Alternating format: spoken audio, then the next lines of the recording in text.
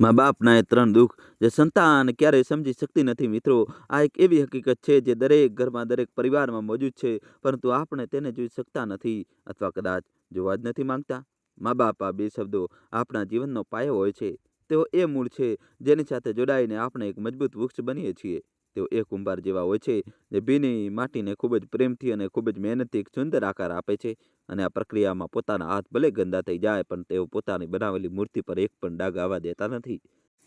આપણી દરેક ખુશીમાં તેઓ આપણા કરતાં વધુ ખુશ થાય છે, અને આપણા દરેક ગમમાં તેઓ આપણા કરતાં વધુ રડે છે. તેમણે આપણને ચાલતા શીખવ્યું, બોલતા શીખવ્યું, દુનિયાને સમજતા શીખવ્યું. આપણી એક નાનકડી ઈચ્છા પૂરી કરવા માટે તેમણે પોતાની મોટી મોટી જરૂરિયાતોને હસતા હસતા નજરઅંદાજ કરી દીધી. પરંતુ જ્યારે આપણે મોટા થઈ જઈએ છીએ, જ્યારે આપણી પોતાની પાંખો ફૂટી નીકળે છે અને આપણે ઊંચી ઉડાન ભરવા માંગીએ છીએ, તો આપણે અવારનવાર એ ભૂલી જઈએ છીએ કે આ ઉડાન માટે આપણને તાકાત તેમણે જ આપેલી છે. આપણે પોતાની દુનિયા બનાવવામાં એટલા મશગુલ થઈ જઈએ છીએ કે આપણે તેમની દુનિયાને ભૂલવા લાગીએ છીએ. આપણને લાગે છે કે આપણે જે કરી રહ્યા છીએ એ જ સાચું છે. આપણને તેમની વાતો જૂની લાગે છે, તેમના વિચારો પછાત લાગે છે, તેમની ચિંતાઓ આપણને બંધન લાગવા માંડે છે. આપણે ક્યારેય સમજી જ નથી શકતા કે તેમના દરેક ના પાછળ આપની સુરક્ષાની ફિકર છુપાયેલી હોય છે. તેમની દરેક વર્ડ પાછળ તેમનો પ્રેમ છુપાયેલો હોય છે, અને તેમની દરેક ખામોશી પાછળ હજારો ન કહેવાયેલા દુઃખ છુપાયેલા હોય છે. આ વાર્તા એ જ ન કહેવાયેલા દુઃખોની છે. આ તે 3 સૌથી મોટા દુઃખો વિશે છે જે દરેક મા-બાપ પોતાના સંતાન તરફથી અનુભવે છે, પરંતુ ક્યારેય પોતાની જીભથી બયા વ્યક્ત નથી કરતા.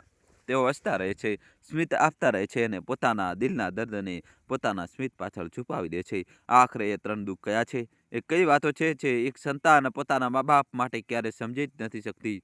આ સવાલોના જવાબ આપણને આ વાર્તામાં મળશે. તો ચાલો આ ભાવનાત્મક સફર પર ચાલીએ અને મા-બાપના દિલના એ ખૂણાઓમાં ડોકિયું કરવાની કોશિશ કરીએ, જ્યાં આપણે બાળકો ભાગ્યે જ ક્યારેક પહોંચી શકીએ છીએ. વાર્તા શરૂ થાય છે દોસ્તો, ગંગા નદીના કિનારે વસેલા એક નાનકડા ગામ હરિપુરથી. હરિપુર જેવું કે નામથી સ્પષ્ટ છે, હરિયાળીથી ભરપૂર એક શાંત અને સુંદર ગામ હતું. સવારના પહેલા કિરણની સાથે જ જિંદગીની હલચલ શરૂ થઈ જતી હતી. ક્યાંક દૂરથી આવતો ઘંટી દળવાનો અવાજ, મંદિરોમાંથી આવતો ઘંટરાવ, સ્ત્રીઓનું પનઘટ પર વાતો કરવું અને બાળકોનું શેરીઓમાં રમવું કૂદવું. ગામની હવામાં એક અજીબ પ્રકારનું પોતાનાપણું હતું. માટીની સૂંધી સુગંધ, તાજા દૂધની ખુશ્બુ અને ખેતરોમાંથી આવતી ઠંડી હવા. આ જ હરિપુરની ઓળખ હતી. આ જ ગામના એક છેડે એક નાનું પણ સાફ સુથરું ઘર હતું. ઘરની દિવાલો માટીની હતી, જેને દરેક દિવાળી પર પાર્વતી પોતે પોતાના હાથે પીળી માટીથી લીંપતી હતી. ઘરના આંગણામાં એક મોટું લીમડાનું ઝાડ હતું, જેની છાયામાં અવારનવાર ઘરના મોભી રામધન દિવસભરનો થાક ઉતારવા માટે ખાટલો ઢાળીને બેસતા હતા. રામધન 50 વર્ષના એક મહેનતુ ખેડૂત હતા. તેમની જિંદગી તેમના ખેતરોથી શરૂ થતી હતી અને ખેતરો પર જ પૂરી થઈ જતી હતી. તડકો અને મહેનતે તેમના ચહેરા પર સમય પહેલા જ કરચલીઓ પાડી દીધી હતી, પરંતુ તેમની આંખોમાં એક ઈમાનદારી અને સંતોષનો ભાવ હતો. તેમના હાથ કઠોર હતા. હળ ચલાવતા ચલાવતા તેના કાળા ગઠ્ઠા પડી ગયા હતા, પરંતુ એ જ હાથોમાં પોતાના પરિવારને સાચવવાની ગજબની તાકાત હતી. તેમની પત્ની પાર્વતી ખૂબ જ સીધી સાદી અને મમતામય સ્ત્રી હતી. તેની દુનિયા, તેનું ઘર, તેનો પતિ અને તેનો એકમાત્ર દીકરો સૂરજ હતો. સવારે સૂરજ ઉગતા પહેલા ઉઠવું, ગાયનું દૂધ દોવું, માખણ કાઢવું, બધા માટે ખાવાનું બનાવવું અને પછી રામધન માટે બપોરનું ભાણું લઈને ખેતરે જવું, બસ આ જ તેની દિનચર્યા હતી. તેને પોતાની જિંદગીમાં ક્યારેય કોઈ મોટી ઈચ્છા રાખી નહોતી. તેના માટે તેની સૌથી મોટી મૂડી તેનો પરિવાર હતો. તે ઓછું બોલતી હતી, પરંતુ તેની ખામોશીમાં પણ પોતાના પરિવાર માટે પુષ્કળ પ્રેમ અને ચિંતા છુપાયેલી રહેતી હતી. આ બંનેની આંખનો તારો હતો તેમનો દીકરો સુરેશ. સુરેશ 20 વર્ષનો એક હોનહાર અને સમજદાર છોકરો હતો. તે પોતાના મા-બાપનું ખૂબ સન્માન કરતો હતો અને તેમની દરેક વાત માનતો હતો. ભણવામાં તે નાનપણથી જ ખૂબ તેજ હતો. ગામની નાનકડી શાળામાંથી તેને 12મા ધોરણની પરીક્ષા આખા જિલ્લામાં સૌથી સારા માર્ક્સ સાથે પાસ કરી હતી. રામધન અને પાર્વતીની ખુશીનો કોઈ પાર નહોતો. રામધને આખા ગામમાં લાડુ વેચ્યા હતા. તે જ્યારે પણ કોઈના મળતા તો ગર્વથી કહેતા, મારું સુરેશ એક દિવસ બહુ મોટો અફસર બનશે. રામધને પોતે ક્યારેય શાળાનું મોઢું જોયું નહોતું અને પાર્વતી પણ માત્ર 5મા ધોરણ સુધી જ ભણી હતી. તેથી તેઓ ઈચ્છતા હતા કે તેમનો દીકરો એટલું ભણે, એટલો આગળ વધે કે તેને ક્યારેય ખેતરોમાં તેમની જેમ હાડતોડ મહેનત ન કરવી પડે. સુરેશ પણ પોતાના મા-બાપના સપનાને પોતાની આંખોમાં વસાવી ચૂક્યો હતો. તે દિવસ રાત મહેનત કરતો હતો. 12મા ધોરણ પછી સુરેશનું એડમિશન શહેરની ખૂબ જ મોટી અને નામી કોલેજમાં થઈ ગયું. જ્યારે આ સમાચાર ગામમાં આવ્યા ત્યારે એક તરફ તો ખુશીનો માહોલ હતો, પરંતુ બીજી તરફ રામધન અને પાર્વતીના દિલમાં એક અજાણ્યો ડર બેસી ગયો હતો. દોસ્તો, કહાની છેલ્લા સુધી જોજો ને વિડીયો લાઈક કરી ચેનલ સબસ્ક્રાઇબ કરી દો. તેમનો દીકરો જે આજ સુધી ક્યારે એક રાત માટે પણ તેમનાથી દૂર રહ્યો ન હતો, હવે તેમનાથી માહિલો દૂર એક અજાણ્યા શહેરમાં રહેવા જઈ રહ્યો હતો. પાર્થનું દિલ તો આ વિચારીને જ બેસી જતું હતું. તે કેવી રીતે રહેશે, શું ખાશે, બીમાર પડી ગયો તો કોણ જોશે? હજારો ચિંતાઓ તેના મનમાં ઉઠી રહી હતી, પરંતુ ચિંતા ફક્ત આજ નહોતી. શહેરમાં ભણતરનો ખર્ચ પણ ઘણો વધારે હતો. કોલેજની ફી, હોસ્ટેલનો ખર્ચ, પુસ્તકોનો ખર્ચ બધું મળીને એક બહુ મોટી રકમ બની રહી હતી. તે રામધન જેવા એક નાના ખેડૂત માટે ભેગી કરવી લગભગ અશક્ય હતી. તે રાત્રે રામધનને ઊંઘ ના આવી. તેઓ મોડે સુધી આંગણામાં ખાટલા પર સૂતા, આકાશના તારાઓને તાકી રહ્યા. તેમના મગજમાં બસ એ જ ચાલી રહ્યું હતું કે તેઓ પૈસાની વ્યવસ્થા કેવી રીતે કરશે. તેમણે પોતાની આખી જિંદગીમાં પાઈ જોડીને જે કંઈ બચાવ્યું હતું, તે આ ખર્ચની સામે ઊંટના મોઢામાં જીરા સમાન હતું. પાર્વતી પોતાના પતિના મનની બેચેની સમજી રહી હતી. તે ઉઠીને તેમની પાસે આવી અને ખાટલા પાસે જમીન પર બેસી ગઈ. તેણે ધીરેથી રામધનનો હાથ પોતાના હાથમાં લીધો અને બોલી, "શું વિચારી રહ્યા છો જી? સુરેશના ભણતરની ચિંતા છે ને?" રામધને એક ઊંડો શ્વાસ લીધો અને કહ્યું, "શું કરું પાર્વતી? કંઈ સમજાતું નહોતું કે શું કરું. દીકરાના સપનાને સામે હું આટલો મજબૂર થઈ જઈશ એવું ક્યારેય વિચાર્યું નહોતું. હું નથી ઈચ્છતો કે પૈસાને કારણે તેનું ભણતર અટકે." પાર્વતી થોડીવાર ચૂપ રહી. પછી ધીમા અવાજે બોલી, "આપણી પાસે પેલી નદી કિનારેવાળી 2 વીઘા જમીન છે ને, જે મારા પિતાજીએ મને આપી હતી, તેને વેચી દઈએ." આ સાંભળતા જ રામધન ચોંકી ગયા. તેમણે તરત જ કહ્યું, "ના પાર્વતી, ના. એ જમીન નહીં, એ તારા પિયરની મળેલી છેલ્લી નિશાની છે. અને વળી એ જ તો આપણી સૌથી ફળદ્રુપ જમીન છે. જો તેને વેચી દીધી તો આપણી આવક અડધી રહી જશે. ગડપણમાં આપણું શું થશે? આપણે શું ખાઈશું?" પાર્વતીએ રામધનનો હાથ વધુ મજબૂતીથી પકડી લીધો. તેની આંખોમાં આંસુ હતા, પણ અવાજમાં એક મક્કમતા હતી. "અમારી ચિંતા તમે ન કરો. આપણે તો જેમ તેમ કરીને ગુજરાન ચલાવી લઈશું. અત્યારે આપણું ગડપણ નહીં, આપણા દીકરાનું ભવિષ્ય વધુ જરૂરી છે. જ્યારે આપણો દીકરો ભણશે અને મોટો માણસ બનશે, ત્યારે તે આપણા માટે લાખો ખેતરો ખરીદી દેશે. આ 2 વીઘા જમીન તેના ભવિષ્ય સામે કંઈ જ નથી. તમે મારું માનવું માનો. સુરેશના સપનાઓને તૂટવા ન દો." રામધન પોતાની પત્ની તરફ જોતા જ રહી ગયા.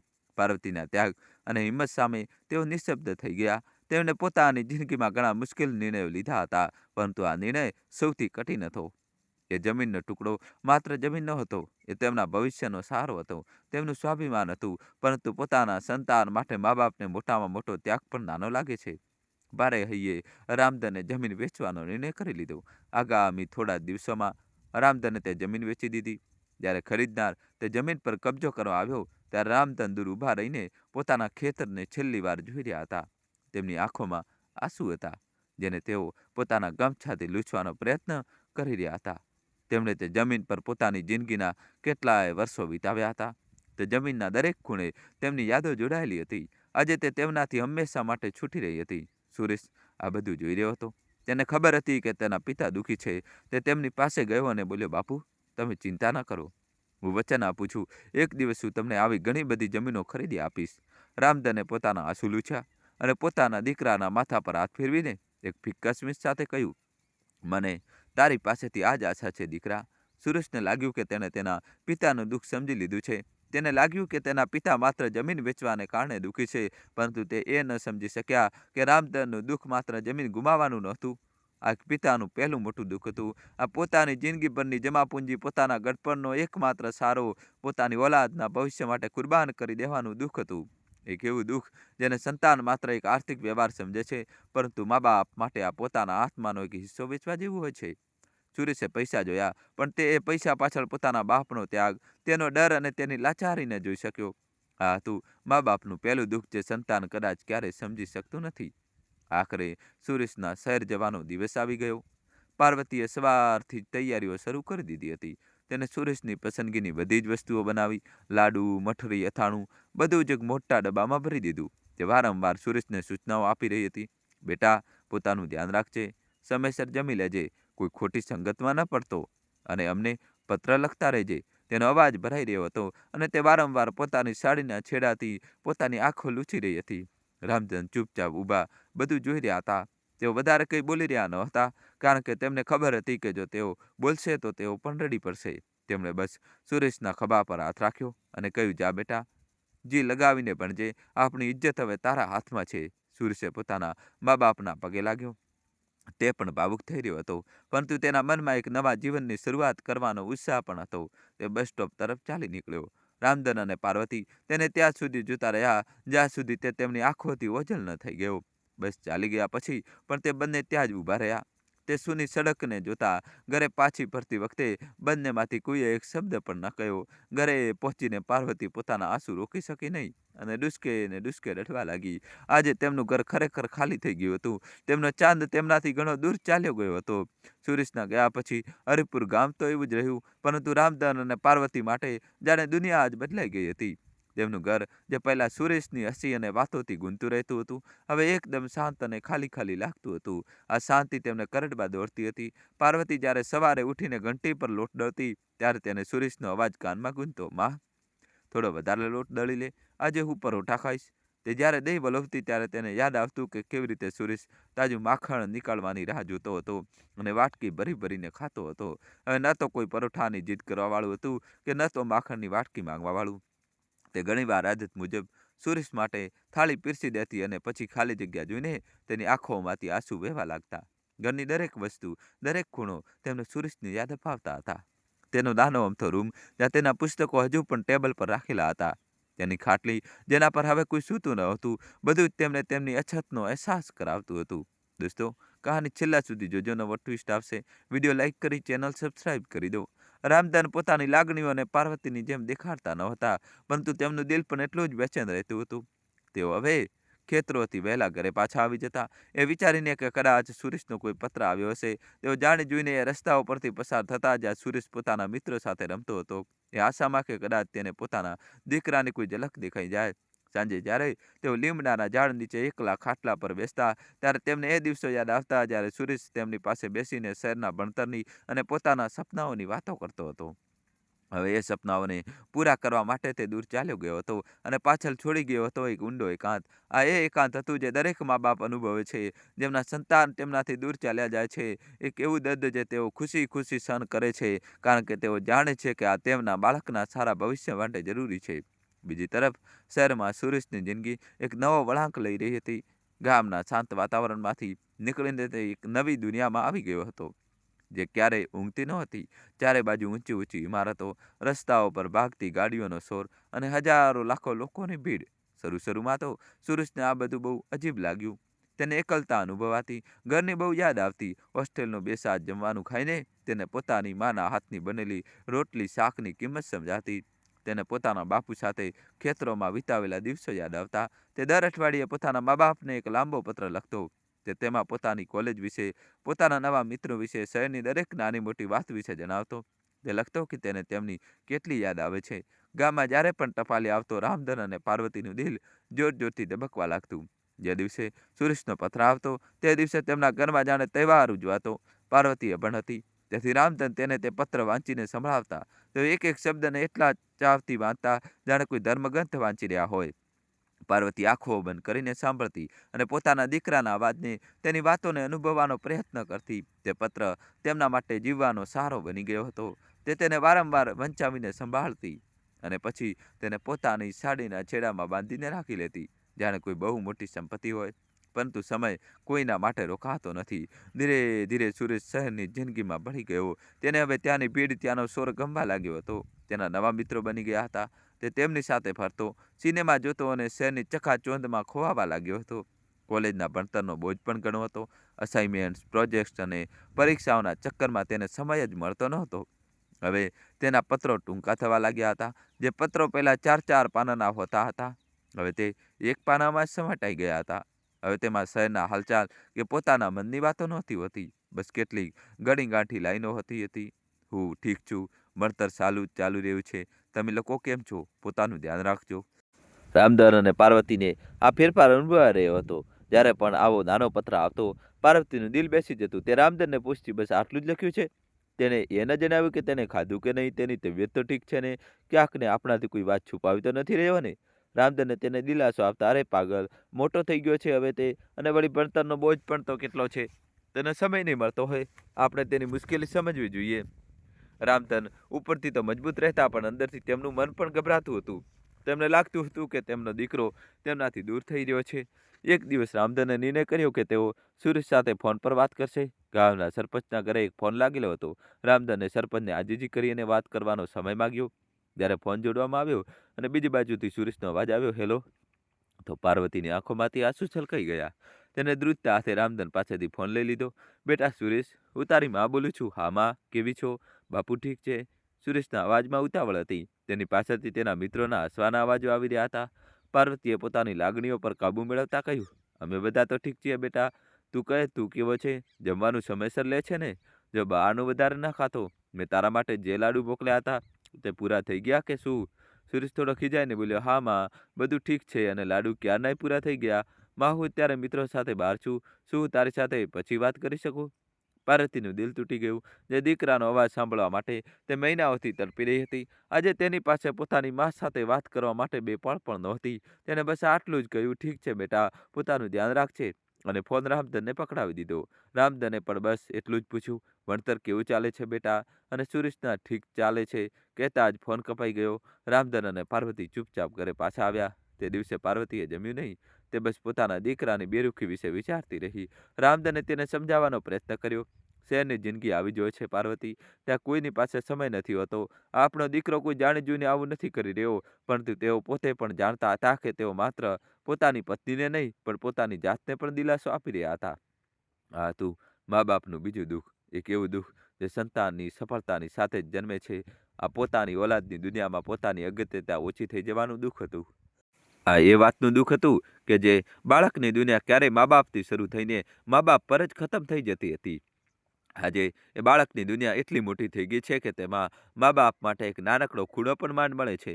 સંતાનને લાગે છે કે તે પોતાની જિંદગી બનાવવામાં વ્યસ્ત છે, પરંતુ તેઓ એ નથી સમજી શકતા કે તેમની આ વ્યસ્તતામાં તેમના મા બાપ દરેક પળે પોતાને એકતા અને ફાલતુ અનુભવે છે. સંતાન માટે એક ફોન કોલ માત્ર એક ફોન કોલ હોય છે, પરંતુ મા બાપ માટે તે અઠવાડિયાનો ઇંતજાર અને જીવવાનો સહારો હોય છે. આ ભાવનાત્મક અંતર હતું જે માઇલોના શારીરિક અંતર કરતાં પણ વધારે દર્દનાક હતું. 6 મહિના પછી દિવાળીની રજાઓમાં સુરેશ પહેલીવાર ઘરે આવ્યો. રામધન અને પાર્વતીની ખુશીનો કોઈ પાર ન રહ્યો. પાર્વતીએ અઠવાડિયા પહેલાથી જ તૈયારીઓ શરૂ કરી દીધી હતી. આખા ઘરને લીંપી ગુમકીને ચમકાવી દીધું હતું. સુરેશના આવવાના સમાચાર સાંભળીને તેને તેની પસંદગીની વાનગીઓ એક લાંબી યાદી બનાવી લીધી હતી. રામધન પણ પોતાની ફસલનો સૌથી સારો ભાગ વેચીને શહેર ગયા અને સુરેશ માટે નવા કપડાં અને એક સારી ઘડિયાળ લઈને આવ્યા. જે દિવસે સુરેશ આવ્યો તે દિવસે પાર્વતીએ સવારથી જ ચૂલો સળગાવી રાખ્યો હતો. આખું ઘર વાનગીઓની સુગંધથી મહેકી રહ્યું હતું. દોસ્તો, કહાની છેલ્લા સુધી જોજો અને વિડીયો લાઈક કરીને ચેનલ સબસ્ક્રાઇબ કરી દો. જ્યારે સુરેશ બસમાંથી ઉતર્યો ત્યારે રામધન અને પાર્વતી તેને જોઈને હેરાન રહી ગયા. તેમનો દીકરો બદલાઈ ગયો હતો. તેને શહેરના છોકરાઓની જેમ જીન્સ ટી શર્ટ પહેર્યું હતું. તેના વાળ કાપવાની રીત પણ બદલાઈ ગઈ હતી અને તેના હાથમાં એક નાનકડું બોક્સ હતું જેને તે મોબાઈલ ફોન કહી રહ્યો હતો. સુરેશે આવીને મા બાપના પગ સ્પર્શ કર્યા, પરંતુ તેના વ્યવહારમાં પહેલા જેવી હૂંફ નહોતી. તે ઘરમાં આવ્યો અને તરત જ પોતાના ફોન પર લાગી ગયો. તે કોઈની સાથે હસી હસીને વાત કરી રહ્યો હતો. પાર્વતીએ ખૂબ જ પ્રેમથી તેના માટે થાળી પીરસી. ગરમા ગરમ પૂરીઓ, ખીર, શાક બધું જ હતું તેમાં. સુરેશે થાળી તરફ જોઈને મોઢું બગાડ્યું અને બોલ્યો, માં, આ શું રોજ રોજ એ જ ઘી તેલવાળું ખાવાનું? શહેરમાં તો અમે લોકો ક્યારેક ક્યારેક બહાર જઈને ચાઇનીઝ અને પીઝા પણ ખાઈએ છીએ. એ તો કંઈ મળતું જ નથી. પાર્વતીના હાથ ત્યાં જ અટકી ગયા. તેને લાગ્યું જાણે કોઈએ તેના દિલ પર ઈજા કરી હોય.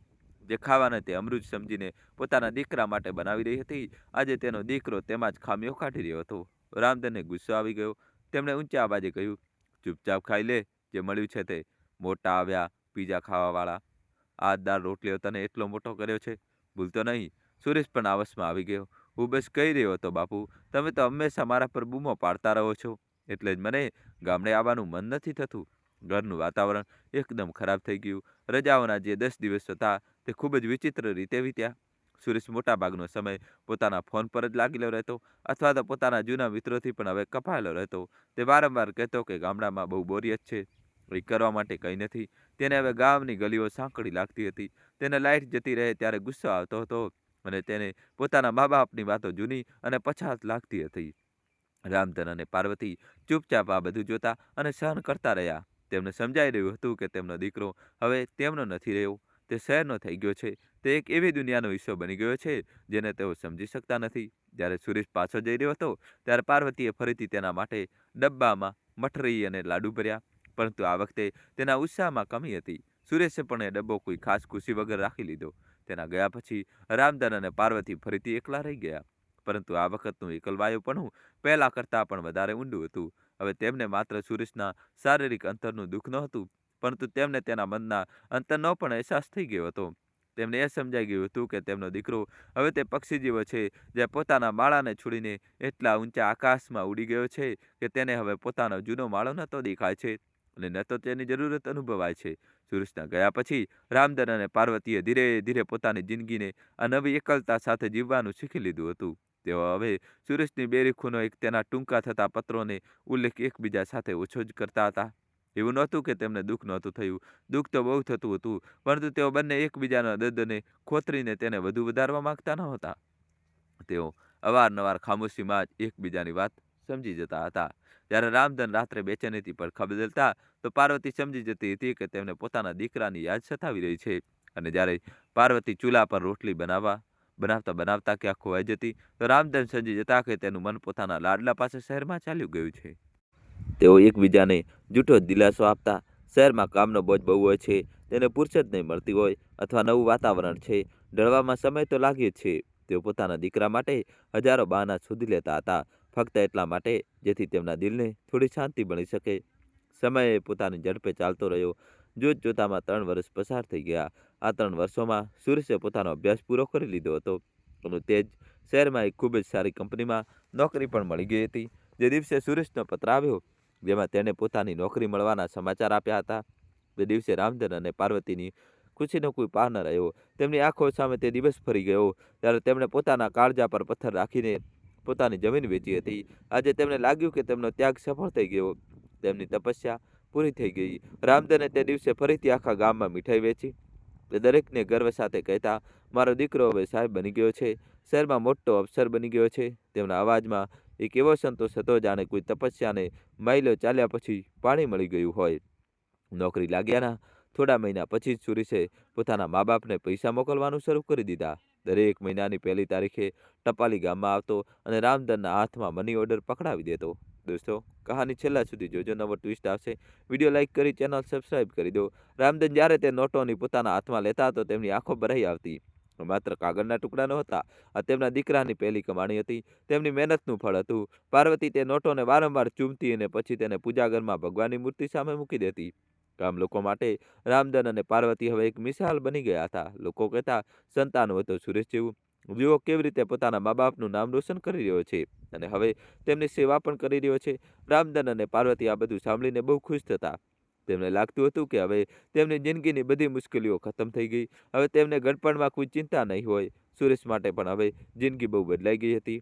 તે હવે એક જવાબદાર માણસ બની ગયો હતો. તે મહેનતથી કામ કરતો અને પ્રગતિની સીડીઓ ચડતો જતો હતો. તે વિચારતો હતો કે તે પોતાના મા બાપના દરેક સપનાને પૂરા કરી રહ્યો છે. તેણે તેમની સૌથી મોટી ચિંતા એટલે કે પૈસાની ચિંતાને ખતમ કરી દીધી હતી. તેને લાગતું હતું કે તે એક સારો દીકરો હોવાની દરેક ફરજ નિભાવી રહ્યો છે. તે તેમને દર મહિને પૈસા મોકલી દેતો હતો, ક્યારેક ક્યારેક ફોન પર હાલચાલ પૂછી લેતો હતો. તેની નજરમાં મા બાપની સેવાનો આ જ મતલબ હતો. તે પોતાની જિંદગીમાં એટલો વ્યસ્ત થઈ ગયો હતો, પોતાની પ્રગતિની દોડમાં એટલો આગળ નીકળી ગયો હતો કે તેને ક્યારેય એ વિચારવાનો મોકો જ ન મળ્યો કે તેના મા બાપને માત્ર પૈસાની નહીં, બીજી કોઈ વસ્તુની પણ જરૂર હોઈ શકે છે. અહીંયા ગામમાં રામધનની તબિયત હવે ધીરે ધીરે જવાબ આપવા માંડી હતી. વર્ષોની ખેતરોની સખત મહેનતે તેમના શરીરને અંદરથી પોલું કરી દીધું હતું. પહેલાં તો તેમને હળવી ખાંસી અને શરદી રહેવા માંડી, જેને તેઓ હવામાનનો બદલાવ સમજીને નજરઅંદાજ કરતા રહ્યા.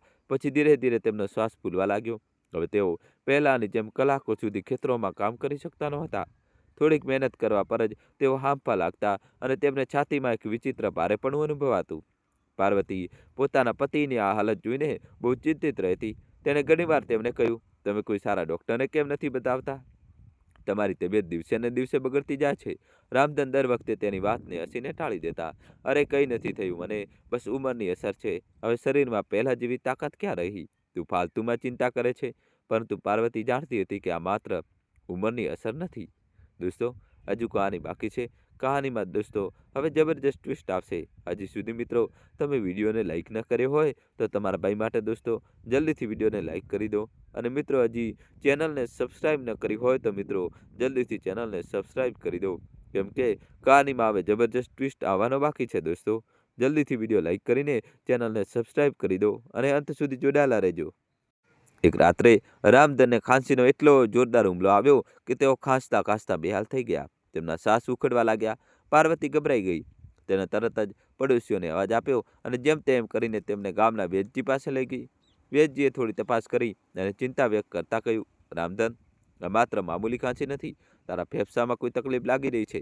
તારે વહેલામાં વહેલી તકે શહેર જઈને કોઈ મોટી હોસ્પિટલમાં તપાસ કરાવવી જોઈએ. આ સાંભળીને પાર્વતીના પગ નીચેની જમીન સરકી ગઈ. પરંતુ રામધને તરત જ વેદજી સામે હાથ જોડીને કહ્યું, વેદજી, તમે કોઈને કંઈ કહેતા નહીં અને શહેર જવાની વાત તો બિલકુલ પણ નહીં. ઘરે લौટીને પાર્વતીએ રામધન સાથે બહુ ઝઘડો કર્યો. કેમ કેમ નહીં જઈએ આપણે શહેર? શું તમને તમારો જીવ વાલો નથી? આપણે કાલે જ સુરેશને પત્ર લખીશું. તે આપણને શહેરના સૌથી મોટા ડૉક્ટરને બતાવશે. રામધને તેને પોતાની પાસે બેસાડી અને બહુ શાંત સ્વરમાં સમજાવ્યું, જો પાર્વતી, તું મારી વાત સમજવાની કોશિશ કર. આપણો દીકરો હમણાં જ નવી નોકરી પર લાગ્યો છે.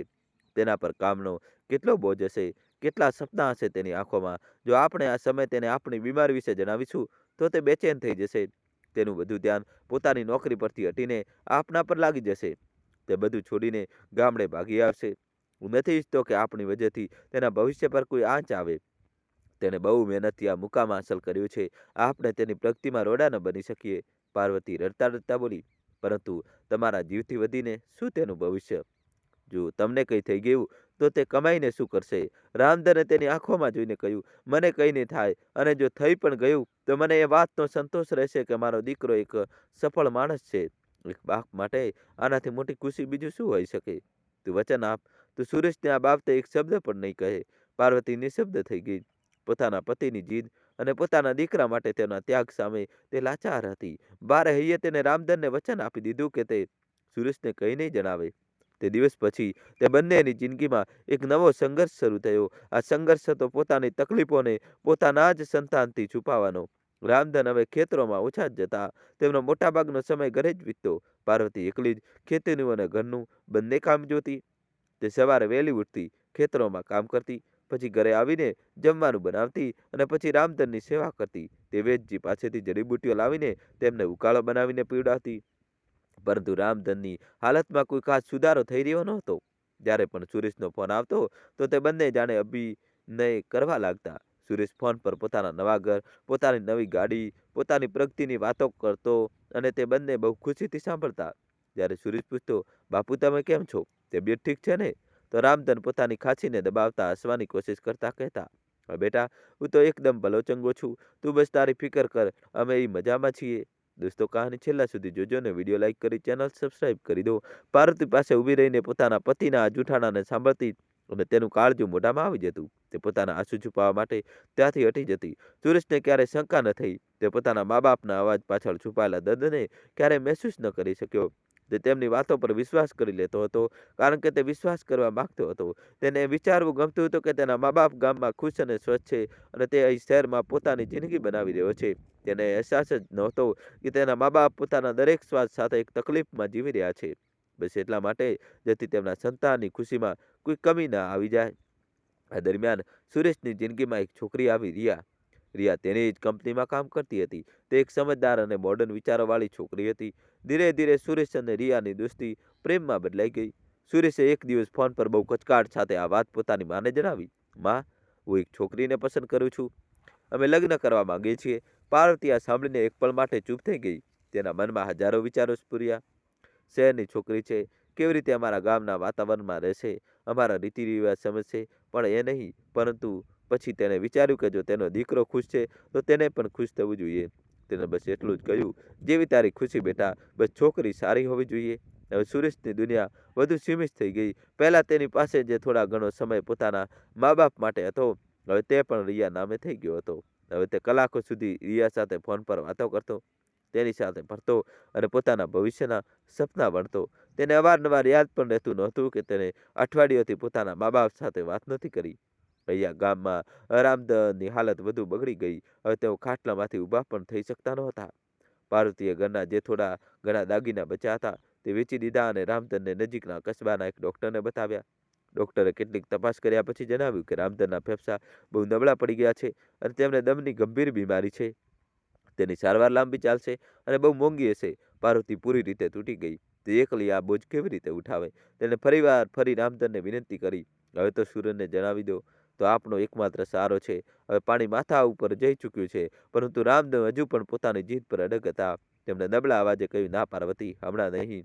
તેના લગ્ન થવાના છે.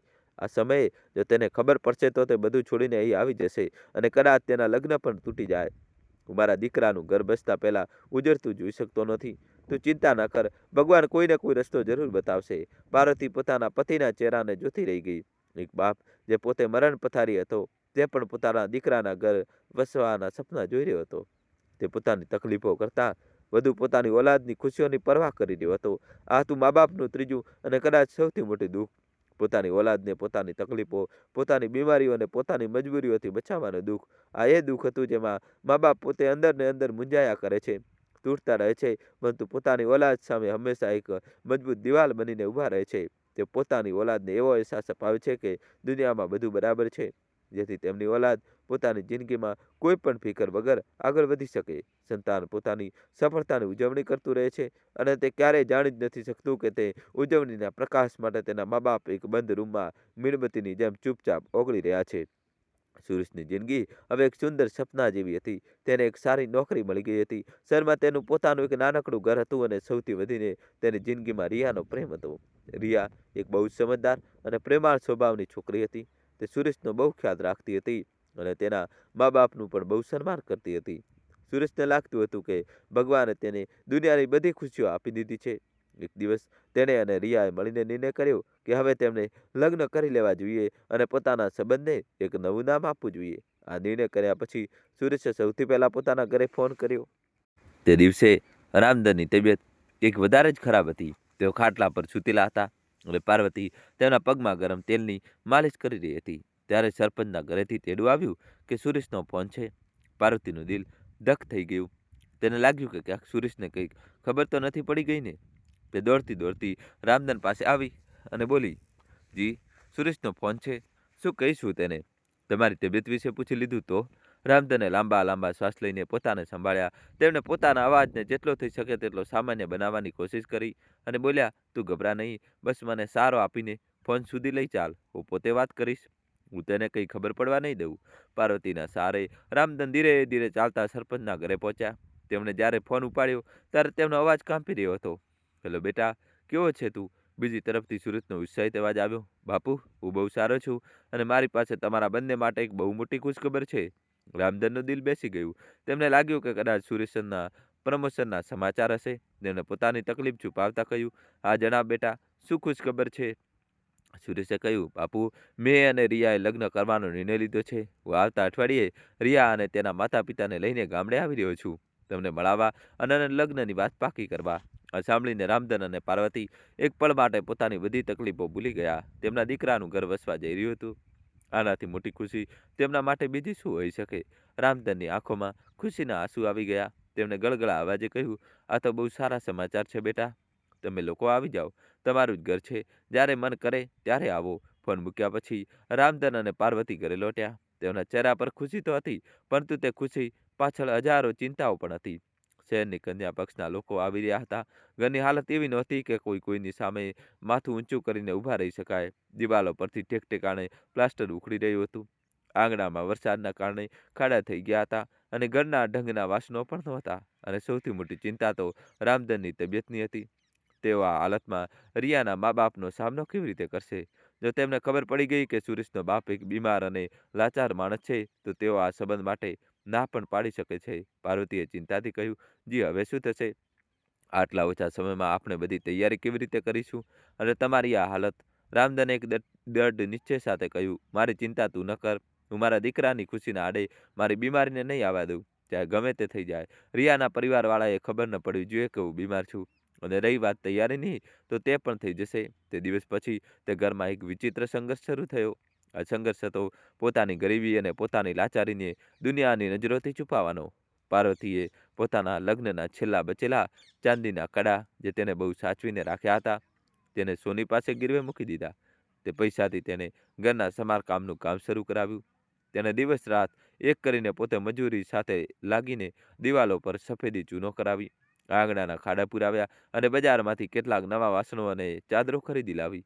તે સવારથી લઈને મોડી રાત સુધી કામ કરતી અને જ્યારે થાકીને લોથપોથ થઈ જતી તો પોતાના પતિના કરમાયેલા ચહેરાને જોઈને તેનો બધો થાક ઉતરી જતો. તેને લાગતું કે તે આ બધું પોતાના પતિના સન્માન અને પોતાના દીકરાની ઇજ્જત માટે કરી રહી છે. બીજી બાજુ રામધન પણ પોતાની રીતે પૂરી કોશિશ કરી રહ્યો હતો. તેઓ પોતાની બીમારી સામે લડી રહ્યા હતા, ફક્ત એટલા માટે જેથી તેઓ પોતાના વેવાઈઓ સામે ટટ્ટાર ઊભા રહી શકે. તેઓ રોજ સવારે પાર્વતીની ના હોવા છતાં ખાટલામાંથી ઊભા થતા અને લાકડીના સહારે ગામમાં ચાલવાની કોશિશ કરતા. તેમના શ્વાસ ઉકળી જતા, છાતીમાં તે દુખાવો ઉપડતો, પરંતુ તેઓ કોઈને દેખાવા નહોતા દેતા. તેઓ ગામ લોકો સાથે હસી હસીને વાતો કરતા, જેથી કોઈને તેની બીમારીનો અંદાજો ના આવે. તેઓ એક બાપ હતા અને એક બાપ પોતાની ઓલાદની ખુશી માટે કોઈ પણ હદ સુધી જઈ શકે છે, પોતાના જીવનું જોખમ પણ ખેડી શકે છે. આખરે તે દિવસ આવી જ ગયો જ્યારે સુરેશ રિયા અને તેના પરિવારવાળાઓને લઈને ગામડે પહોંચ્યો. પાર્વતીએ ઘરનો ફૂલો અને આસોપાલવના પાનથી સજાવ્યું હતું. આખું ઘર સાફ સુથરું અને સુંદર લાગી રહ્યું હતું. રામધને પણ નવું કુર્તા ધોતી પહેર્યું હતું. તેમણે પોતાના ચહેરા પર એક જૂઠું સ્મિત ઓઢી રાખ્યું હતું અને તેઓ આંગણાના ખાટલા પર ઓશિકાના સહારે બેઠેલા હતા. ત્યારે સુરેશ અને બાકી બધા લોકો ઘરમાં દાખલ થયા તો રામધન અને પાર્વતીએ ઊભા થઈને તેમનું સ્વાગત કર્યું. રિયા એક બહુ જ સુશીલ અને સંસ્કારી છોકરી હતી. તેને આવતાની સાથે જ રામધન અને પાર્વતીના પગ સ્પર્શ કર્યા. તેના મા બાપ પણ બહુ સારા અને સમજદાર લોકો હતા. તેમણે ગામના તે નાના એવા ઘરોમાં કોઈ ખામી ન કાઢી, બલકે તેમને ત્યાંનું સાદું અને આપનાપણું ભરેલું વાતાવરણ બહુ ગમ્યું. પાર્વતીએ પોતાની પૂરી તાકાત લગાવીને મહેમાનોની આગતા સ્વાગતા કરી. તેને જાત જાતની વાનગીઓ બનાવી અને બધાને બહુ પ્રેમથી જમાડ્યા. સુરેશ પોતાના મા બાપને જોઈને ખૂબ ખુશ હતો. તેને લાગતું કે તેના મા બાપ કેટલા સારા છે અને તેમને કેટલી સારી તૈયારી કરી છે. તે નહોતો જોઈ શકતો કે તેની માના સ્મિત પાછળ કેટલી થાક છુપાયેલી છે અને તેના બાપના દરેક શબ્દ પાછળ કેટલું દર્દ છુપાયેલું છે. તે પોતાની ખુશીમાં એટલો અંત થઈ ગયો હતો કે તેને પોતાના મા બાપની આંખોમાં તરી રહેલી ચિંતા અને લાચારી દેખાઈ નહીં. વાતચીત દરમિયાન રિયાના પિતાએ લગ્નની વાત છેડી. તેમણે કહ્યું, રામધનજી, અમને તમારી સાદગી અને તમારો પરિવાર ખૂબ જ ગમ્યો. અમે ઈચ્છીએ છીએ કે બાળકોના લગ્ન વહેલી તકે થઈ જાય. અમારી તરફથી કોઈ માંગણી નથી, બસ અમે ઈચ્છીએ છીએ કે લગ્ન શહેરમાં કોઈ સારા બેન્ક્વેટ હોલથી થાય, જેથી અમારા તમામ સંબંધીઓ અને મિત્રો સરળતાથી સામેલ થઈ શકે. દોસ્તો, કહાનીમાં હવે જબરજસ્ત ટ્વિસ્ટ આવશે. છેલ્લા સુધી જોજો અને વિડીયો લાઇક કરીને તમારા ભાઈ માટે મિત્રો ચેનલ સબસ્ક્રાઇબ કરી દો. સાંભળીને રામધન અને પાર્વતીના દિલમાં જાણે કોઈએ ખંજર ભોકી દીધું હોય એવું લાગ્યું. શહેરમાં લગ્ન, બેન્કેટ હોલ, આ બધું તેમના માટે કોઈ સપના જેવું હતું. એક એવું સપનું જેને પૂરું કરવાની તેમની કોઈ હેસિયત નહોતી, પરંતુ આ પહેલાં તે કોઈ કંઈ કહી શકે. સુરેશ બોલી પડ્યો, તમે બિલકુલ ચિંતા કરશો નહીં અંકલ. લગ્ન એકદમ ધૂમધામથી થશે. બાપુ બધું સંભાળી લેશે. આખરે હું તેમનો એકલો દીકરો છું. સુરેશે આ વાત ખૂબ ગર્વથી કહી હતી. તેને લાગતું હતું કે તે પોતાના પિતાનું માન વધારી રહ્યો છે. તેને એ વાતનો અહેસાસ જ નહોતો કે તેને પોતાના શબ્દોથી પોતાના પિતાના ખભા પર એવો બોજ નાખી દીધો છે જેને ઉઠાવવો તેમના વશમાં નહોતો. રામધનનો ચહેરો ફિક્કો પડી ગયો હતો, પરંતુ પોતાના દીકરાની ઇજ્જતનો સવાલ હતો. તેઓ પોતાના થનારા વિવાહીઓ સામે પોતાને નબળા અને લાચાર સાબિત કરવા નહોતા માગતા. તેમણે પોતાની તમામ હિંમત એકઠી કરીને એક સૂકા સ્મિત સાથે કહ્યું, જીજી, બિલકુલ, તમે જેવું કહેશો તેવું જ થશે. અમારી તરફથી પણ પૂરી તૈયારી હશે. સુરેશની ખુશી એ જ અમારી ખુશી છે. રિયાના પરિવારના લોકો આ જવાબથી ખૂબ ખુશ થયા અને લગ્નની તારીખ નક્કી કરીને સાંજ સુધીમાં પાછા ફરી ગયા. સુરેશને કંઈ કામ હતું, તેથી તે એક દિવસ વધુ રોકાઈ ગયો. તે આખો સમય લગ્નની યોજનાઓ વિશે જ વાતો કરતો રહ્યો. બાપુ, આપણે શહેરના સૌથી સારા હોલને બુક કરવો પડશે અને જમવાનું પણ સરસ હોવું જોઈએ. મારી ઓફિસના બોસ અને બધા મિત્રો આવશે. તે પોતાની દુનિયામાં મગ્ન હતો. તેને એકવાર પણ પોતાના મા બાપના શાંત ચહેરાઓને વાંચવાની કોશિશ ન કરી. બીજા દિવસે સુરેશ પણ પાછો જતો રહ્યો. તેના જતાં જ રામધન અને પાર્વતી પર જે ધીરજનો બંધ હતો તે તૂટી ગયો. રામધનને તણાવ અને દિવસભરની મહેનતના કારણે દમનો એટલો જોરદાર હુમલો આવ્યો કે તેઓ બેભાન થઈને ખાટલા પર પડી ગયા. પાર્વતી ધ્રુસકે અને ધ્રુસકે રડવા લાગી. તે એકલી શું કરે, કેવી રીતે પોતાના પતિને સંભાળે અને કેવી રીતે પોતાના દીકરાના લગ્નનો આટલો મોટો ખર્ચ ઉઠાવે. તેને ચારે બાજુ અંધારું જ અંધારું દેખાઈ રહ્યું હતું. જેમ તેમ કરીને પાર્વતીએ તેમને સંભાળ્યા. જ્યારે રામધનને હોશ આવ્યો ત્યારે તેમની આંખોમાં આંસુ હતા. તેઓ એક બાપ હતા જે પોતાના દીકરાના લગ્નમાં ખુશીથી નાચવા માંગતા હતા, પરંતુ આજે તેઓ એટલા લાચાર હતા કે ઠીકથી શ્વાસ પણ નહોતા લઈ શકતા. તેઓ પોતાની પત્ની સામે તૂટી પડ્યા. શું કરું હું પાર્વતી? ક્યાંથી લાવું આટલા પૈસા? આપણે તો આપણી જમીન પણ વેચી દીધી, તારા દાગીના પણ ગીરવે મૂકી દીધા. હવે તો આપણી પાસે કંઈ પણ બચ્યું નથી. પાર્વતી પોતાના પતિનું દુઃખ જોઈ શકતી નહોતી. તે તેમની પાસે બેસીને તેમનો હાથ પકડી બોલી, તમે હિંમત ના હારશો. જ્યાં સુધી હું જીવતી છું, હું સુરેશના લગ્નમાં કોઈ ખામી નહીં આવવા દઉં. ભગવાન કોઈને કોઈ રસ્તો જરૂર બતાવશે. તે રાત્રે તે બંને ઊંઘી ન શક્યા. તેઓ બસ ચૂપચાપ બેસી રહ્યા અને પોતાના ઘરની દિવાલોને જોતા રહ્યા. આ એક ઘર હતું જેને તેમણે પોતાની મહેનતથી બનાવ્યું હતું. જેમાં તેમણે પોતાની આખી જિંદગી વિતાવી હતી. જેમાં તેમના દીકરાનું બાળપણ વીત્યું હતું. આ ઘરની દરેક ઈંટ તેમની યાદોની સાક્ષી હતી. દોસ્તો, કહાની છેલ્લા સુધી જોજો અને વિડીયો લાઈક કરી ચેનલ સબસ્ક્રાઇબ કરી દો. નવો ટ્વિસ્ટ આવશે. આખરે એક લાંબી શાંતિ પછી રામધને એક એવી વાત કહી જેને પાર્વતીના આત્માને ધ્રુજાવી દીધો. તેમણે એક હારેલા અને તૂટેલા અવાજે કહ્યું, હવે બસ એક જ રસ્તો બચ્યો છે પાર્વતી. આપણે આપણા દીકરાના લગ્ન માટે આપનું આ ઘર ગીરવે મૂકવું પડશે. આ શબ્દો નહોતા, આ કોઈ પિતાની લાચારીની છેલ્લી ચીસ હતી. પાર્વતીએ અવિશ્વાસથી પોતાના પતિ સામે જોયું. તેમનું ઘર, તેમની છેલ્લી નિશાની, તેમનું છત, તે પણ હવે નહીં રહે. તે કંઈ બોલી શકી નહીં. બસ તેની આંખોમાંથી ગરમ આંસુઓની ધારા વહેવા લાગી. તેઓ પોતાના દીકરાના લગ્નનો શાનદાર મંડપ સજાવવા માટે પોતાના જ ઘરના પાયાને કુરબાન કરવા જઈ રહ્યા હતા. અને તેમનો દીકરો આ વાતથી પૂરેપૂરો અજાણ શહેરમાં પોતાના લગ્નના સપના વાળી રહ્યો હતો. રામધનના મોઢેથી નીકળેલા શબ્દો તે રાતની શાંતિમાં કોઈ હથોડાની જેમ લાગ્યા હતા. પોતાનું ઘર ગીરવે મૂકવું પડશે. પાર્વતીને લાગ્યું જાણે તેના કાનોએ સાંભળવા માટે કોઈ ભૂલ કરી છે. તે ઘર ફક્ત ઈંટ અને ગારાનું બનેલું માળખું નહોતું. તે તેમની જિંદગીની કહાની હતી. તે ઘરના આંગણામાં રહેલા લીમડાના ઝાડને ખુદ રામધનના પિતાએ રોપ્યું હતું. તે ઘરની દિવાલો પર તેમના દીકરા સુરેશના બાળપણના નિશાનોની છાપ હતી. આજ ઘરની દહેલીજથી તેમણે પોતાની જુવાન દીકરીની ડોલી વિદાય કરી હતી. અને આ જ ઘરમાં તેમણે પોતાના દીકરાના ઓફિસર બનવાના સપના જોયા હતા. આ ઘર તેમનું સ્વાભિમાન હતું, તેમનો છેલ્લો આશરો હતો. અને આજે પોતાના દીકરાની ખુશી માટે તેમણે પોતાના સ્વાભિમાનનો, પોતાના આ આશરાનો સોદો કરવો પડી રહ્યો હતો. બીજી સવારે જ્યારે સૂરજ ઉગ્યો તો તેના પ્રકાશમાં કોઈ ઊંઘ નહોતી. તે રાત કદાચ ક્યારેય પૂરી જ નહીં થઈ નહોતી. રામધન અને પાર્વતી એક શબ્દ પણ ન બોલ્યા, પરંતુ તેમની શાંતિ એકબીજા સાથે હજારો વાતો કરી રહી હતી. પાર્વતી ઉઠી. તેને રોજની જેમ ચૂલો સળગાવ્યો, પરંતુ આજે તેના હાથમાં કોઈ જીવ નહોતો. તેને રામધન માટે દલિયો બનાવ્યો, પરંતુ તેનું પોતાનું એક કોળિયો ખાવાનું પણ મન ન થયું. રામધન ખાટલા પર સૂતા સૂતા છતને જોઈ રહ્યા હતા. તેમની આંખો ખુલી હતી, પણ તેઓ જાણે ક્યાંક બીજે જ હતા. બપોરના સમયે ત્યારે ગામમાં બધા લોકો પોતપોતાના કામમાં લાગી ગયા હતા અને શેરીઓમાં સન્નાટો હતો. ત્યારે રામધન અને પાર્વતીએ પોતાના ઘરનો દરવાજો બંધ કર્યો અને ચૂપચાપ ગામની બહાર તરફ ચાલવા લાગ્યા. તેમને કસ્બાના સાહુકાર સુખીલાલ પાસે જવાનું હતું.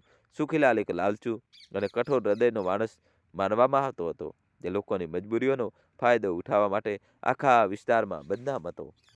પરંતુ રામધન અને પાર્વતી પાસે તેની પાસે જવા સિવાય બીજો કોઈ ચારો નહોતો. તે રસ્તો જે તેમણે હજારો વાર પસાર કર્યો હતો, આજે તેમને ખૂબ લાંબો લાગી રહ્યો હતો. દરેક કદમ પર તેમના પગ ભારે થઈ રહ્યા હતા.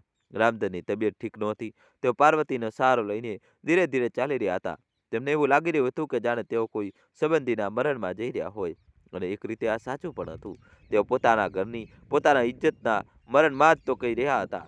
સુખીલાલની મોટી હવેલી સામે પહોંચીને તેમના કદમ રોકાઈ ગયા. તેમની હિંમત નહોતી થઈ રહી કે તેઓ અંદર જાય. રામધને એક ઊંડો શ્વાસ લીધો, પોતાની ધોતીના છેડાથી કપાળનો પરસેવો લૂછ્યો અને પોતાની પત્ની તરફ જોયું.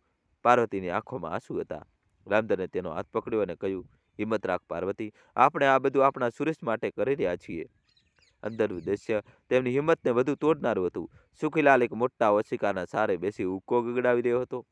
તેણે રામધન અને પાર્વતીને જોયા તો તેની આંખોમાં એક શિકારી જેવી ચમક આવી ગઈ. આવો આવો રામધન, ઘણા દિવસો પછી દર્શન દીધા. બધું ઠીક તો છે ને? તેને બનાવટી સહાનુભૂતિ બતાવતા કહ્યું.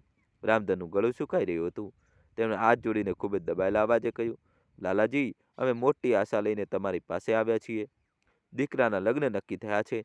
શહેરમાં તેના માટે કંઈક પૈસાની જરૂર પડી છે. સુખીલાલે દૂરતાથી હસતા કહ્યું, અરે વાહ, આ તો મોટી ખુશીની વાત છે. મુબારક હો. પણ રામધન, તું તો જાણે છે મારો વ્યવહાર તો લેણદેણનો છે. કંઈ ગીરવી રાખ્યા વગર તો હું એક ફૂટી કોડી પણ ના આપી શકું. રામધને ધ્રુજતા અવાજે કહ્યું, લાલાજી, મારી પાસે હવે ગીરવી રાખવા માટે કંઈ બચ્યું નથી, સિવાય કે મારું એ ઘર. આ કહેતા રામધનનો અવાજ તૂટી ગયો. સુખીલાલની આંખો બધું ચમકી ઉઠી. તેને ખબર હતી કે રામધનનું ઘર ગામની સૌથી સારી જગ્યા પર છે. તેના મનમાં વિચાર્યું કે આ સોદો તો ખૂબ જ ફાયદાકારક છે. તેને હુક્કાનો એક લાંબો કસ લીધો અને ધુમાડો છોડતા બોલ્યો, અરે રામધન, તારા કાચા પાકા ઘરની કિંમત જ શું છે? ચાલ, તારા પર દયા ખાઈને હું તને 8 લાખ રૂપિયા આપી શકું છું, પણ વ્યાજ 5% લેખે લાગશે. અને જો વર્ષભરમાં પૈસા ન ચૂકવી શક્યા તો ઘર મારું થઈ જશે. સાંભળીને રામધન અને પાર્વતીના પગ નીચેની જમીન સરકી ગઈ. વ્યાજનો દર ઘણો વધારે હતો અને શરત તો તેનાથી પણ ભયાનક હતી, પરંતુ તેઓ મજબૂર હતા. તેમની પાસે ભાવતાલ કરવાની કોઈ શક્તિ નહોતી. રામધને લાચારીમાં માથું નમાવી દીધું. ઠીક છે લાલાજી, તમારી શરત મંજૂર છે. સુખીલાલે તરત જ મુનિમને અવાજ લગાવીને કાગળિયા તૈયાર કરાવ્યા. જ્યારે તે કાગળ રામધનની સામે મૂકવામાં આવ્યા ત્યારે તેમના હાથ ધ્રુજી રહ્યા હતા. તેમને લાગી રહ્યું હતું કે જાણે તેઓ પોતાના ઘરના ડેથ વોરંટ પર સહી કરી રહ્યા હોય. તેમણે ધ્રુજતા હાથે અંગૂઠો લગાવ્યો. પાર્વતી પોતાની સાડીના પાલવમાં મોઢું છુપાવીને રડી રહી હતી. સુખીલાલે નોટોની થપ્પી રામધનના હાથમાં આપી. તે નોટો રામધનને અંગારા જેવી લાગી રહી હતી. તેઓ ચૂપચાપ ઉઠ્યા અને કંઈ પણ બોલ્યા વગર ત્યાંથી બહાર આવી ગયા. બરાબર તે જ સમયે માઇલો દૂર શહેરમાં સુરેશ પોતાના મિત્રો સાથે પોતાના લગ્નની શોપિંગ કરી રહ્યો હતો. તે એક મોટા મોલમાં હતો અને પોતાની શેરવાની પસંદ કરી રહ્યો હતો. તેના હાથમાં હજારો રૂપિયાની એક શેરવાની હતી. તેણે પોતાના મિત્રને કહ્યું, જો આ કેટલી સરસ લાગે છે. બાપુએ કહ્યું છે કે પૈસાની ચિંતા ન કરતો, આખરે તેમના એકના એક દીકરાના લગ્ન છે. તે કેટલો અજાણ હતો કે જે સમયે તે પોતાના મોંઘા કપડાં પર ગર્વ કરી રહ્યો હતો, બરાબર તે જ સમયે તેના પિતાએ તેની ખુશી માટે પોતાનું સર્વસ્વ દાવ પર લગાવી દીધું હતું. ઘર પાછા ફરીને રામધન અને પાર્વતીએ તે પૈસા પેટીમાં બંધ કરી દીધા. તે પૈસામાં તેમને કોઈ ખુશી દેખાઈ રહી નહોતી, બસ પોતાની લાચારીની બેબસી દેખાઈ રહી હતી. બીજા જ દિવસે સુરેશનો ફોન આવ્યો. તે ખૂબ ખુશ હતો. બાપુ, મેં અને રિયાએ લગ્નના કાર્ડ પણ પસંદ કરી લીધા છે. ખૂબ જ સુંદર અને મોંઘા છે, અને હા, મેં તમારા અને મા માટે પણ કપડાં પસંદ કર્યા છે, એક ડિઝાઇનરની દુકાનથી. તમે લોકો જ્યારે અહીં આવશો ત્યારે પહેરી લેજો. રામધનના છાતીમાં એક તીવ્ર દુખાવો ઉપડ્યો, પરંતુ તેમણે પોતાના અવાજમાં તેને જાહેર થવા ન દીધું. તેમણે હસતા હસતા કહ્યું, ખૂબ સારું કર્યું બેટા, તું તારી પસંદથી જે લઈ આવશે અમે એ જ પહેરી લઈશું. તું બસ મારી તૈયારી પર ધ્યાન આપ. ફોન મૂક્યા પછી રામધન મોડે સુધી ખાંસતા રહ્યા. પાર્વતી દોડીને તેમના માટે પાણી લાવી.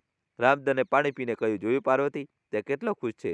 આપણી બધી તકલીફો તેની આ ખુશી આગળ કંઈ જ નથી. પાર્વતી કહીને બોલી, બસ પોતાના પતિની પીઠ પસારતી રહી. હવે લગ્ન બસ થોડા દિવસો જ બાકી હતા. રામધન અને પાર્વતીએ તે પૈસામાં લગ્નની તૈયારીઓ શરૂ કરી દીધી. પાર્વતી કસ્બાના બજારમાં ગઈ. તેને રિયા અને તેના પરિવાર માટે કપડાં અને ભેટો ખરીદી. દુકાનદાર જ્યારે તે મોંઘી મોંઘી સાડીઓ બતાવી રહ્યો હતો ત્યારે પાર્વતીનું દિલ ધ્રુજી રહ્યું હતું. તે દરેક વસ્તુની કિંમત પૂછતી અને પછી મનમાં હિસાબ લગાવતી. તેને એક એક રૂપિયો ખર્ચતી વખતે એવું લાગતું હતું કે જાણે તે પોતાના ઘરની એક એક ઈંટ વેચી રહી હોય. તેને પોતાના અને રામધન માટે ખૂબ જ સાધારણ કપડાં ખરીદ્યા. ઘરમાં મહેમાનોની અવરજવર શરૂ થઈ ગઈ હતી. રામધન અને પાર્વતીને હવે દરેક પળે એક નાટક કરવું પડી રહ્યું હતું. તેમણે બધાની સામે ખુશ દેખાવાનું હતું, હસવાનું અને બોલવાનું હતું. રામધનની તબિયત દિવસે ને દિવસે બગડતી જતી હતી, પરંતુ તેઓ દર્દની દવાઓ ખાઈને પોતાને ઠીક બતાવવાની કોશિશ કરતા. તેઓ મહેમાનો સાથે બેસતા, તેમની સાથે વાતો કરતા, અને જ્યારે પણ ખાંસીનો હુમલો ઉપડતો તો ઉઠીને ઘરની અંદર જતા રહેતા, જેથી કોઈ જોઈ ન લે. રામધનની બહેન જે લગ્નમાં આવી હતી તેને પોતાના ભાઈ અને ભાભીની હાલત પારખી લીધી. તેને એક દિવસ એકાંતમાં પાર્વતીને પૂછ્યું, પાર્વતી, શું વાત છે? તું અને ભાઈ બંને ખૂબ જ પરેશાન લાગો છો. ભાઈની તબિયત પણ ઠીક નથી લાગતી. બધું કુશળ તો છે ને? પાર્વતીની આંખો ભરાઈ આવી, પરંતુ તેને તરત જ પોતાને સંભાળી લીધી. તેને ખોટા સ્મિત સાથે કહ્યું, ના દીદી, એવી કોઈ વાત નથી. બસ લગ્નની દોડધામમાં થાક લાગ્યો છે, અને આ તો ઉંમર સાથે થોડું ઘણું બીમાર રહે જ છે. તેને પોતાની નણદથી પણ સત્ય છુપાવી લીધું. તે નહોતી ઈચ્છતી કે આ વાત ફેલાઈને કોઈ રીતે સુરેશના કાન સુધી પહોંચે. આખરે જાનના શહેર જવાના દિવસ આવી ગયા. રામધન અને પાર્વતીએ કેટલાક નજીકના સંબંધીઓ સાથે શહેર માટે બસ પકડી. બસમાં બધા લોકો હસી મજાક કરી રહ્યા હતા, લગ્નના ગીતો ગાઈ રહ્યા હતા, પરંતુ રામધન અને પાર્વતી ચૂપચાપ બારીની બહાર જોઈ રહ્યા હતા. દોસ્તો, કહાની છેલ્લા સુધી જોજો અને વિડીયો લાઇક કરીને જલ્દીથી ચેનલ સબસ્ક્રાઇબ કરી દો. તેમને પોતાનું ગામ, પોતાનું ઘર પાછળ છૂટતું દેખાઈ રહ્યું હતું, અને તેમનું દિલ ડૂબી રહ્યું હતું. પાર્વતી એક નાની પોટલીમાં રામધનની બધી દવાઓ છુપાવીને રાખી હતી. તે દર કલાકે બહાના કાઢીને તેમને દવા ખવડાવી રહી હતી. શહેર પહોંચીને તેમની ગભરામણ વધુ વધી ગઈ. ઊંચી ઊંચી ઇમારતો, ગાડીઓનો શોરબકોર અને ઝડપી જિંદગી. સુરેશે તેમના રોકાવાની વ્યવસ્થા એક ગેસ્ટ હાઉસમાં કરી હતી. રૂમ ખૂબ સારો હતો, તેમાં દરેક પ્રકારની સુવિધા હતી, પરંતુ રામધન અને પાર્વતીને ત્યાં ગૂંગળામણ અનુભવાઈ રહી હતી. તેમને પોતાનું ઘર, તે નાનું આંગણું યાદ આવી રહ્યું હતું, જ્યાંની હવામાં પોતિકાપણું હતું. લગ્નની પહેલી સાંજ હતી. સંગીતનો કાર્યક્રમ હતો. બેન્કેટ હોલ રોશનીથી ઝગમગાટ કરી રહ્યો હતો. ચારે બાજુ હસી ખુશી અને નાચગાનનું વાતાવરણ હતું. રામધન અને પાર્વતી એક ખૂણામાં શાંતિથી બેસીને આ બધું જોઈ રહ્યા હતા. તેમને લાગતું હતું જાણે તેઓ પોતાના દીકરાના લગ્નમાં મહેમાન ના હોય. દોસ્તો, હજી કહાની બાકી છે. કહાનીમાં જબરદસ્ત ટ્વિસ્ટ આવશે. હજી સુધી વિડીયો લાઈક ન કર્યો હોય તો વિડીયોને લાઈક કરી દો અને દોસ્તો ચેનલને જલ્દીથી સબસ્ક્રાઇબ કરી દો. કહાનીમાં જબરદસ્ત ટ્વિસ્ટ આવશે. ત્યારે જ સુરેશ તેમની પાસે આવ્યો. તેને ડિઝાઇનર શેરવાની પહેરેલી હતી, જેમાં તે કોઈ રાજકુમાર જેવો લાગતો હતો. તે ખૂબ જ ખુશ હતો. તે આવીને પોતાના માતા પિતાને વળગી પડ્યો. જોયું મા બાપુ, બધું કેટલું સરસ લાગે છે. તમે બંને ખુશ તો છો ને? પાર્વતીએ તેના માથા પર હાથ ફેરવતા કહ્યું, ખૂબ ખુશ છીએ બેટા. ભગવાન તને અને રિયાને હંમેશા ખુશ રાખે. સુરેશે તેના પિતા સામે જોયું અને ગર્વથી કહ્યું, આ બધું તમારી જ તો દેન છે બાપુ. તમે મને ભણાવ્યો, ગણાવ્યો અને આ કાબિલ બનાવ્યો. આજે તમારું સપનું પૂરું થઈ રહ્યું છે. તમારો દીકરો આટલી ધામધૂમથી લગ્ન કરી રહ્યો છે. લોકો જોશે તો કહેશે કે રામધને પોતાના દીકરાના લગ્નમાં કોઈ કમી નથી રાખી. રામધને જ્યારે પોતાના દીકરાના મોઢે આ શબ્દો સાંભળ્યા ત્યારે તે પોતાના આંસુ રોકી શક્યા નહીં. એક આંસુ તેમની કરચલીઓ વાળી ગાલ પર સરી પડ્યું. આ આંસુ ખુશીના હતા, ગર્વના હતા, પરંતુ તેનાથી ક્યાંય વધુ આ આંસુ એ લાચારી અને ત્યાગના હતા, જેને તેમનો દીકરો ક્યારેય સમજી શક્યો ન હતો. તેમણે પોતાના દીકરાનો હાથ જોરથી પકડી લીધો અને બસ એટલું જ કહી શક્યા, તું હંમેશા ખુશ રહે મારા લાલ. તેમનો અવાજ સંગીતના ઘોઘાટમાં દબાઈ ગયો. તેઓ પોતાના ખુશ અને સફળ દીકરાને જોઈ રહ્યા હતા અને સાથે જોઈ રહ્યા હતા પોતાના એ ઘરને જે હવે તેમનું નહોતું અને પોતાની એ તબિયતને જે હવે તેમનો સાથ છોડી રહી હતી. હોલમાં લગ્નના ગીતો વાગી રહ્યા હતા, પરંતુ રામધન અને પાર્વતીના દિલમાં એક અકથિત મૌનનો સન્નાટો ફેલાયેલો હતો. લગ્નનો દિવસ આવી ગયો. શહેરનો મોટો બેન્કેટ હોલ દુલ્હનની જેમ સજાવેલો હતો. રંગબેરંગી રોશનીઓ, ફૂલોની લડીઓ, મોંઘી સજાવટ, બધું જ કોઈ રાજસી સમારોહ જેવું લાગતું હતું. મહેમાનોની અવરજવર શરૂ થઈ ચૂકી હતી અને હવામાં શરણાઈના મધુર સૂર સાથે લોકોના હસવા બોલવાનો અવાજ ભળેલો હતો. ચારે બાજુ ખુશી અને ઉત્સાહનું વાતાવરણ હતું. ગેસ્ટ હાઉસના એક નાના રૂમમાં પાર્વતી પોતાના પતિ રામધનને તૈયાર કરી રહી હતી. રામધનની હાલત ખૂબ જ નાજુક હતી. રાતભરના તણાવ અને બેચેનીને કારણે તેઓ બરાબર ઊંઘી પણ શક્યા નહોતા અને તેમના શ્વાસ વારંવાર ફૂલી રહ્યા હતા. પાર્વતીએ તેમને સારો આપીને ઉઠાડ્યા અને સુરેશે લાવેલા મોંઘા કપડાં પહેરાવ્યા. એ કપડાં રામધનના નબળા શરીર પર એવા લાગતા હતા જાણે કોઈ હેંગર પર લટકાવી દીધા હોય. પાર્વતીએ તેમને ખિસ્સામાં ચૂપચાપ દમનું ઇન્હેલર અને કેટલીક દવાઓ મૂકી દીધી.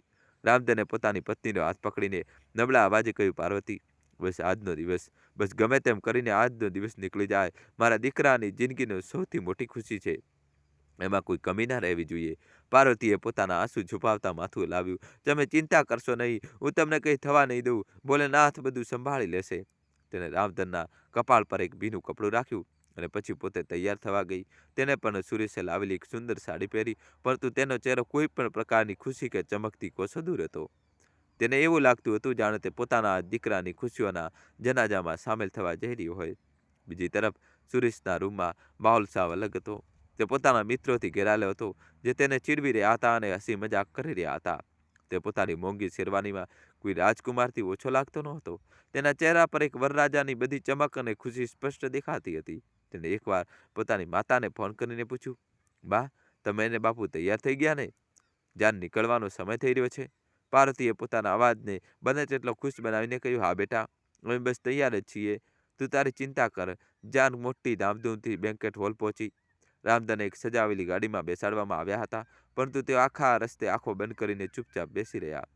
હોલ પહોંચીને જ્યારે તેઓ ગાડીમાંથી ઉતર્યા ત્યારે તેમના પગ લથડતા હતા. પાર્વતીએ તરત જ તેમને પકડી લીધા. રિયાના પરિવારના સભ્યોએ ખૂબ જ ઉષ્માભર્યું સ્વાગત કર્યું. રામધન બધાની સામે હાથ જોડીને સ્મિત આપવાની પૂરી કોશિશ કરી રહ્યા હતા. જયમાલાનો કાર્યક્રમ થયો. સુરેશ અને રિયા સ્ટેજ પર ઊભા રહીને એકબીજાને હાર પહેરાવતા ખૂબ જ સુંદર લાગતા હતા. મહેમાનો તાળીઓ પાડી રહ્યા હતા, ફૂલો વરસાવી રહ્યા હતા. રામધન અને પાર્વતીને સ્ટેજની પાસે જ એક સોફા પર બેસાડવામાં આવ્યા હતા. રામધન દૂરથી પોતાના દીકરા અને વહુને જોઈ રહ્યા હતા. તેમની આંખો સામે સુરેશનું બાળપણ તરી આવ્યું. એ નાનકડો સુરેશ જે તેમની આંગળી પકડીને ચાલતા શીખતો હતો, આજે એટલો મોટો થઈ ગયો હતો કે પોતાની એક નવી દુનિયા વસાવવા જઈ રહ્યો હતો. આ વિચારતા તેમની આંખોમાં આંસુ આવી ગયા, જેને તેમણે ચૂપચાપ લૂછી નાખ્યા. ધીમે ધીમે લગ્નની વિધિઓ આગળ વધવા લાગી. ફેરાનો સમય આવ્યો. સુરેશ અને રિયા પવિત્ર અગ્નિની આસપાસ ફેરા ફરી રહ્યા હતા. પંડિતજી મંત્રો ભણી રહ્યા હતા અને બધા મહેમાનો તેમના પર અક્ષત અને ફૂલોનો વરસાદ કરી રહ્યા હતા.